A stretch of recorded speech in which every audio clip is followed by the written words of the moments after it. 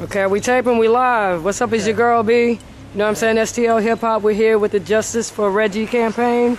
For those who are not familiar with Reggie's story, can you give us a little background information? Okay, Reggie, when he was 19 in 1992, him, some friends, literally ended up on the Chain of Rocks Bridge.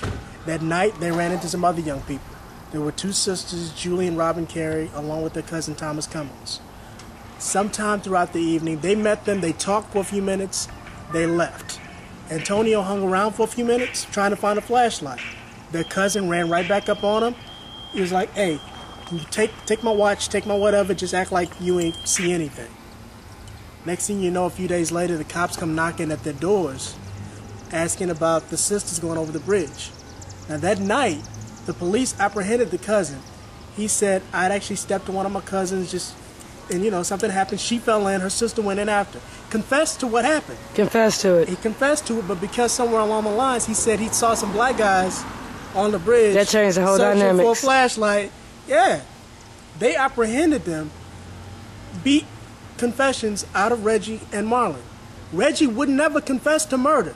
He figured, okay, I'll cop to the rape because they're not going to stop beating me till I cop to this rape. Till you cop to something. And then if I go to court, they're not going to be able to prove anything because there was no rape. Exactly. Well, in this case, they never proved a rape. They never charged him with rape.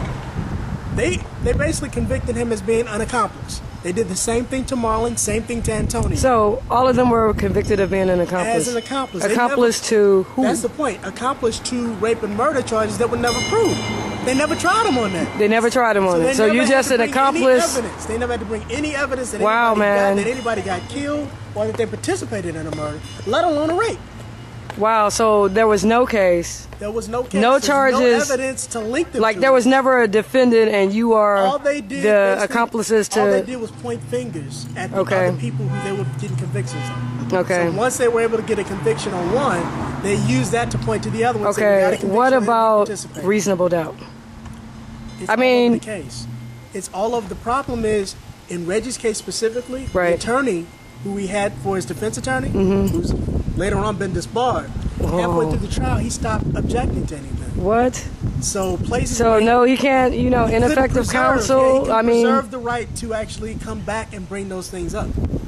Yeah, they've been challenging on ineffective counsel. They've been challenging on just the fact that they never tried him on the underlying charges in this case. Y'all have what you have? Yeah, Bob. Okay. So I have a question for you. He just received a stay of execution. Right. Could you explain to people what that means? Okay. At this point, well, actually, before they actually gave him a date for execution, he already had an appeal. Yeah, an appeal. The appeal was based on the way that Missouri conducts the lethal injection process. Okay. Okay. The courts in this case intervene. All they're saying is we want time to look at his case before you go forward with the execution. Okay. At any given time, they can say, hey, go forward. Really? Right? Yeah. They can be lifted at any given time. Okay, so if they come back and say, okay, go for it, that's it? Yeah. I mean, if they do it before the 17th, then that's it. I mean, we could still be looking at the 17th. Wow. If it's not done before the 17th, then they're going to start the clock riding again. Okay. They'll resubmit and get a new date.